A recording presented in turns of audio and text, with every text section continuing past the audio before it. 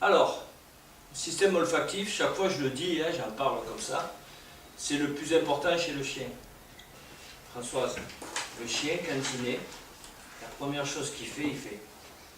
Et il monte à la mamelle le bouffer. Et puis quand le chien il est vieux, il perd les vues, il entend moins, mais il sent toujours. C'est vrai, c'est vrai. Hein? Yes. Donc ça veut dire aussi que c'est quelque chose d'important, de subtil. De subtil.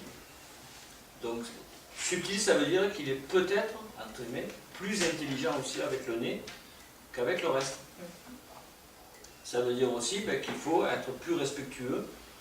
C'est pour ça que chaque fois je le dis, c'est une bonne école le pistage, pour comprendre le dressage aussi. C'est-à-dire on va s'intéresser à ce que le chien a le plus de perfectionné chez lui. C'est-à-dire l'olfaction. Okay? Et de là, il va falloir apprivoiser ce sens pour le conditionner. Pour le comprendre un petit peu dans l'image, vous enlevez l'image de votre chien et vous pensez que l'olfaction c'est un lion. Il va falloir l'apprivoiser pour ensuite lui faire faire un exercice. Ça veut dire plus de diplomatie, plus de tout ce qu'on veut pour apprivoiser et amener le chien à réussir. Hein? Donc ça veut dire pour moi, il n'y a pas longtemps qu'on parlait avec Michel, c'est la base pour moi, le pistage pour comprendre un petit peu ce qu'est le chien, etc.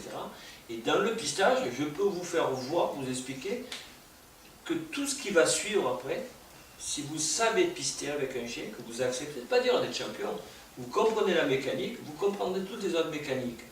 Comme je disais à Michel, quand vous dites à un chien, c'est intéressant de suivre quelque chose où tu restes concentré. À partir de là, je vais dire, au lieu de le concentrer sur la piste, je vais le concentrer sur moi et il va me suivre. J'ai compris comment l'intéresser. Quand j'arrive à comprendre que le chien est accro à la piste, et que d'un coup il faut qu'il s'arrête à un objet, et bien j'aurais compris comment faire pour les blocages dans la marche, etc. aussi. C'est-à-dire que même si le chien il aime à ce moment marcher, pour qu'il puisse supporter un arrêt, mais repartir après. Quand il est à la piste, il marque un objet et il repart. Quand on est à la marche, on fait le rappel, admettons, le chien il vient, blocage, ça m'emmerde, il revient en marchant. Et puis après, le rappel il se fait en marchant, le chien il ne supporte plus rien.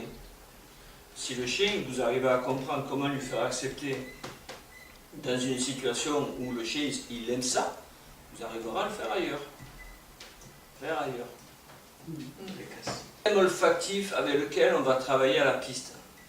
Ça veut dire que si on travaille le système olfactif, on ne travaille pas avec le système auditif et encore moins avec le visuel.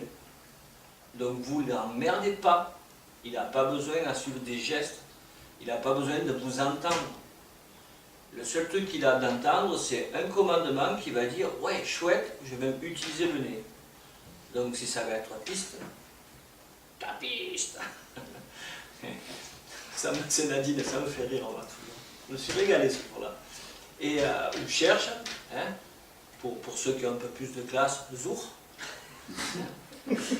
L'essentiel, c'est qu'il associe ce terme avec l'autorisation de se régaler, c'est-à-dire d'utiliser son sens le plus développé. Voilà. À partir de ce moment-là, c'est fini. Laissez-les faire. Ne cherchez pas à les perturber. Quand vous parlez au chien, ça l'emmerde. Il travaille avec le nez, il ne travaille pas avec les oreilles. Si vous cherchez à lui faire faire des... Vous savez, mais là, qu'est-ce que je fais? Je travaille avec le nez ou je travaille avec les yeux? Laissez-le faire. Ok? Laissez-le faire. C'est tout. Ça, c'est la base. Le nez, c'est le nez. Évidemment, quand on